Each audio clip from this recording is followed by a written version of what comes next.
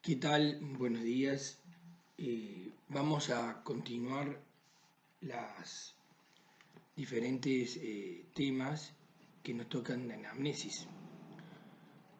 Particularmente vamos hoy en este video vamos a hablar del motivo de la consulta y de la antecedente enfermedad actual.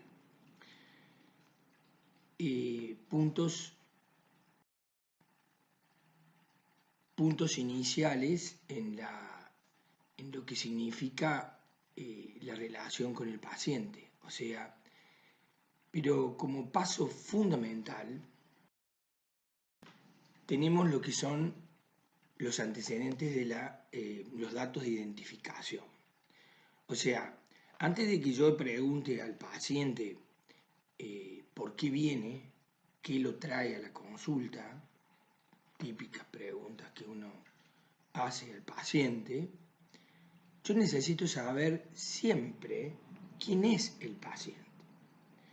Primeramente porque establece una relación de cortesía y una relación interhumana e interpersonal. Estar hablando con una persona sobre un tema que le aqueja, que tiene una importante intimidad, no puede partir sin que yo tenga una idea quién es esa persona. Entonces, el dato de identificación primariamente establece o inicia un vínculo.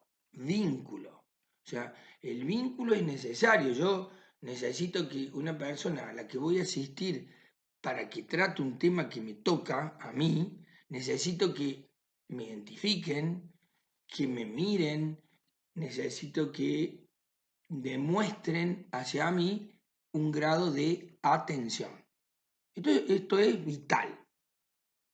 Pero a su vez, los datos de identificación son elementos importantes también ya para que mi razonamiento empiece a encuadrar el paciente. ¿Por qué? El nombre y apellido especialmente identifica. Fecha de la confección de la historia clínica es importante porque, me ubica claramente cuándo comenzó a este paciente a tener un tratamiento definido, ya sea por mi persona, ya sea por la institución, ya sea por algún evento y en alguna instancia que he necesitado comenzar con una entrevista o una interacción médica. La edad, importante porque hay patologías que corresponden a diferentes tipos de edades. Esto parece una obviedad, pero es así. Estar hablando con una persona que tiene 28 años y que es de sexo femenino y que de pronto viene a la consulta por un dolor en su zona mamaria, no digo que es imposible, pero es menos probable que tenga esa molestia relacionada a un cáncer de mama, que si tenemos una señora o señorita que tiene 45. Si yo tengo de pronto un dato de un dolor precordial en el cual puedo pensar que esta persona tenga un dolor digamos, miocárdico, en donde voy a estar pensando que pudiera tener un infarto o una angina de pecho, y tiene 17, 18 años, es mucho menos probable que si esa persona tiene 50 años, fuma y tiene datos de obesidad. Entonces, la edad nos contextualiza sobre algún tipo de enfermedades. La fecha de nacimiento que se pone ahí, que está puesto ahí, es porque si vos pones 53 años y al año siguiente estás viendo la misma historia clínica, sigue diciendo 53 y ya tiene 54. Entonces, poniendo la fecha de nacimiento, yo hago siempre el cálculo de la edad que tiene el paciente. La nacionalidad es una cuestión también importante porque podrían existir patologías, ya sea porque esa persona está viniendo de ese lugar y hoy en día que el mundo, diríamos, una aldea global, importante porque podría provenir de lugares con algún tipo de patología epidemiológicamente y que hace la importancia para ubicarnos en la patología actual del paciente. El sexo, que aquí lo que me interesa es el sexo al nacer.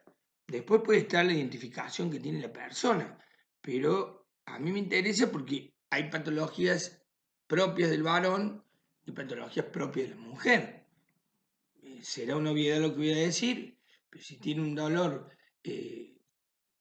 ciertos dolores o molestias imputables a testículos, a próstata, que son patrimonio del varón. E incluso hay patologías que tienen más incidencia en el sexo femenino, en el sexo masculino, que en otro. Y hay patologías que pueden ser eh, más frecuentes, pueden ser presentes en ambos sexos. Con respecto al estado civil, tiene algún grado de importancia si es que yo a través de eso podría percibir una persona muy estabilizada, estoy hablando de un potencial, estoy hablando de que estoy conociendo a la persona, pero si me dice que esta persona, bueno, usted está casado, divorciado, no, yo estoy divorciado, ajá, divorciado de las primeras nupcias. No, no, yo ya me caso 5 veces. Bueno, nadie va a prejuzgar la vida de un ser humano, cada uno hace su vida lo que viene en gana, pero está claro que tiene un cierto grado de inestabilidad que podría estar diciendo que ha cambiado significativamente de parejas. Lo mismo muchas veces una persona que tiene una vida eh, prolongada de soltero o vive solo, en una de esas, y estoy volviendo a decir que estamos hablando dentro de probabilidades, tengo una vida un poquito más desordenada que alguien que vive instalado en una familia, porque las familias necesitan tener un horario para más o menos alimentarse, un horario más o menos para encontrarse, porque bueno, hace la rutina de una casa, ¿no? O sea, todo el mundo se junta a cenar a la noche y entonces allí no se ve el papá, la mamá y los hijos. En cambio, el que vive solo, bueno, le da lo mismo si cena a las 8, a las 11. Esto no es exactamente taxativo, pero son orientaciones. Eh, Lugar de nacimiento, una trascendencia fundamental, porque por eso uno pregunta el lugar de nacimiento, el domicilio actual y el habitual. Porque, bueno, puede haber nacido en un lugar, nació en Bolivia y hoy vive en Córdoba, y bueno, yo puedo tener.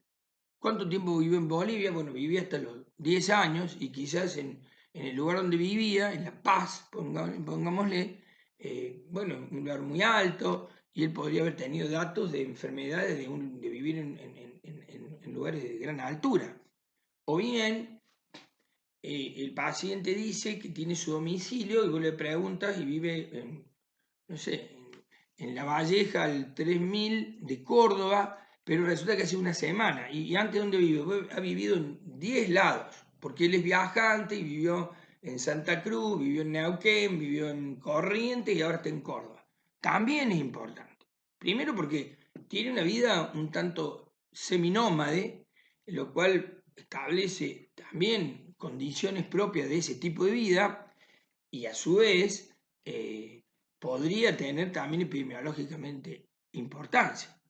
Y la condición laboral, fundamental, porque esto me va a desprender si es un trabajo de riesgo, si es un trabajo de tensión emocional, si tiene estabilidad o no laboral. O sea, fíjense entonces que con este punto con el cual yo me estoy presentando con el paciente se está presentando conmigo, que en este inicio de anamnesis, que sería la anamnesis próxima, que está integrada por los datos de identificación, motivo de la consulta de antecedente de enfermedad actual, tiene una importancia grande. El motivo de la consulta es un punto que quiero aclararlo, porque ustedes van a leer en algunos libros que dice, bueno, es digamos, se precisan pocos datos, tiene que ser sintética y bien precisa. O sea, yo en el motivo de la consulta no pongo todo un discurso de lo que vino el paciente, sino uno o dos datos que lo trajo a la consulta. Después, en el punto en que sigue, antecedente de enfermedad actual, haré todas las preguntas pertinentes a este motivo. Pero acá hay dos o tres cosas que aclarar. En algunos lados dice, bueno, usted debe escribir en función de lo que dice el paciente. Entonces, viene y consulta porque le duele la boca del estómago. Entonces dice, bueno, usted tiene que poner dolor en boca del estómago. Pero cuando nosotros estamos hablando con el paciente y nos está diciendo un síntoma que claramente se interpreta, no es necesario ponerlo con el nombre que dice, con la denominación del paciente. Porque si usted dice dolor de la boca y del estómago y se está señalando la zona epigástrica, usted puede decir epigastralgia, que no cambia bajo ningún punto de vista el motivo que dice el paciente.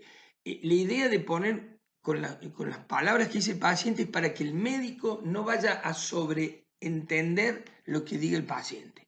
Recuerden que ustedes están haciendo una historia clínica para ustedes y para otros que puedan leerla. Entonces, si ustedes sobreentienden, es que ya están poniendo su propio leal saber entender exageradamente y pueden estar cambiando el síntoma por el cual motiva la consulta. Pero si, vuelvo a repetir, el paciente viene y le dice dolor de cabeza, y usted dice, bueno, dolor de cabeza es cefalea. Ustedes con cefalea no están diciendo nada, no están haciendo un diagnóstico, están diciendo que tiene una cefalea que es un dolor en la cabeza. Entonces ustedes pueden poner en la historia, porque técnicamente es correcto, cefalea. Ahora, después tendrán que verificar a qué se debe esa cefalea. Entonces, dejamos para poner con lo que dice el paciente cuando yo no puedo entenderlo exactamente y entonces para evitar sobreentenderlo o desfigurar lo que dice, yo entrecomilladamente pongo lo que dice el paciente. Mire, doctor, yo me siento como enfriado. Bueno, qué sé yo, podría ser que está hipotenso. ¿Qué me quiso decir con que está enfriado? Entonces yo pongo, entre comillas, está enfriado. O el paciente tiene un cuadro medio psicótico y dice, mire, doctor, yo he venido a verlo porque a la mañana me están empezando a aparecer unos loros acá en la cabeza y estos loros hablan. Bueno, evidentemente que esta persona está con algún cuadro psicótico y está viendo alucinaciones que le hablan encima, o sea que tiene alucinaciones visuales y auditivas. Entonces yo podría poner, viene porque ve que en la cabeza tiene animales. O sea, muchas veces yo no quiero desfigurar para que el otro que lea o yo dentro de unos años, cuando lea esta historia clínica, me entienda lo que he querido decir. Y se debe tratar de poner en el motivo de la consulta los síntomas dominantes. O sea, si el paciente tiene 10 cosas, yo elijo y jerarquizo los que veo que son dominantes. Y luego, en antecedente de enfermedad actual, tengo que tener en la cabeza esta cantidad de preguntitas porque con ello yo me organizo para preguntar. Recuerden que preguntar es una técnica, no es una cosa que me sale a mí de una manera así inspirada y que ese día estoy inspirado y no, tiene que ser una técnica. Entonces yo hablo con el paciente y le dato de identificación, motivo de la consulta, ahora voy a pensar en qué redondea a todo el cuadro que lo trae. ¿Cuándo comenzó la enfermedad? ¿Cómo comenzó la enfermedad? O sea, el tiempo que lleva, no es lo mismo que lleve un día, que lleve 20 días, que lleve un año.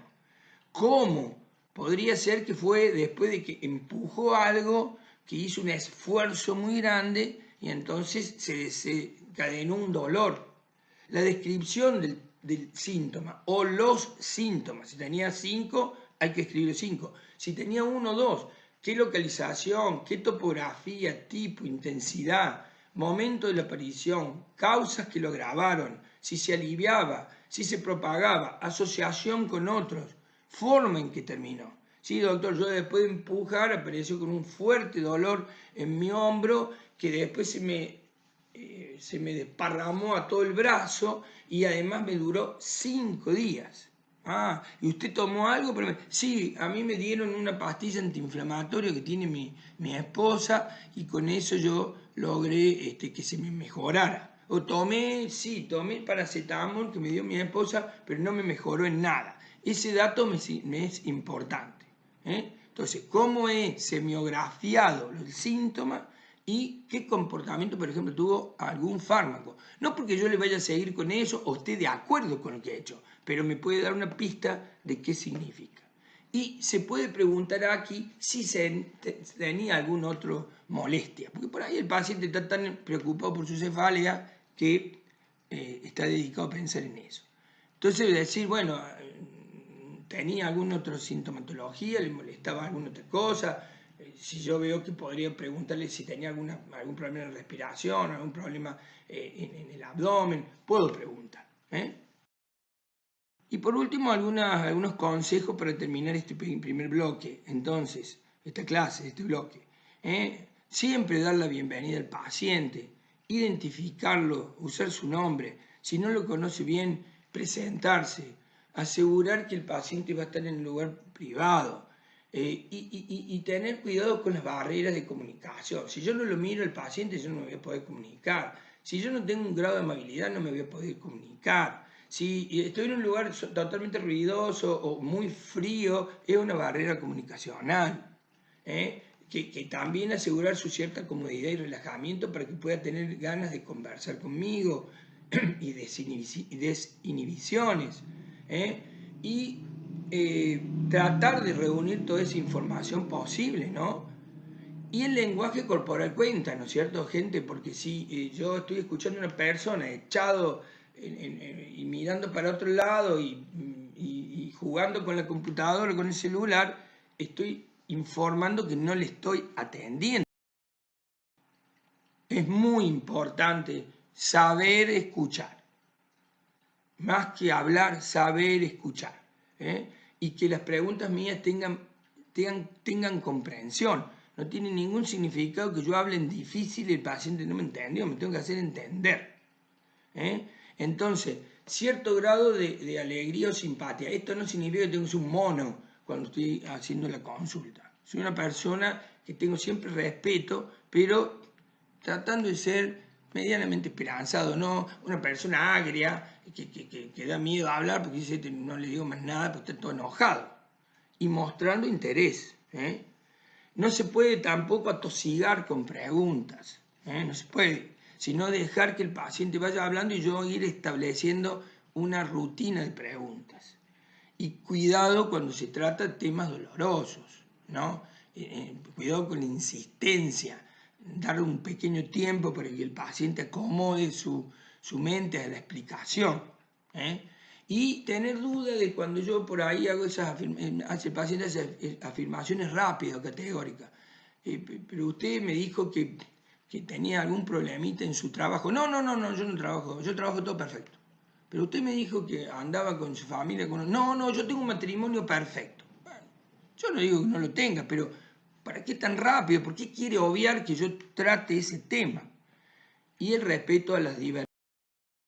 Recordemos que una historia clínica y en un momento de la anamnesis, en minutos con un extraño yo tengo que tratar de realizar un vínculo. Una buena comunicación es clave en la relación médico-paciente. Sin duda, vincularnos genera confianza. Punto fundamental en la relación médico-paciente, la confianza. Escuchemos al paciente que nos está diciendo el diagnóstico. Célebre frase de Osler. Siempre tomemos conciencia que la entrevista médica es el acto primordial en la relación médico-paciente.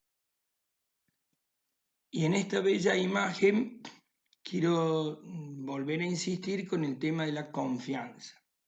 La relación médico-paciente se basa en una confianza que nos pone el paciente, en una conciencia que pone el médico. Cuando el paciente tiene confianza en el médico, que no es lo mismo que ser infalible, uno se puede equivocar, pero el paciente tiene confianza, puede descansar en los brazos de esa persona que me está conduciendo mi problema. Ese vínculo tan fundamental se genera cuando yo pongo compromiso y respeto en lo que hago, que el paciente vislumbra claramente esa relación. El vínculo es clave. Hay que tenerlo muy en cuenta. Bueno, muchas gracias. Nos estamos viendo en la próxima clase siguiente, que son antecedentes personales. Gracias.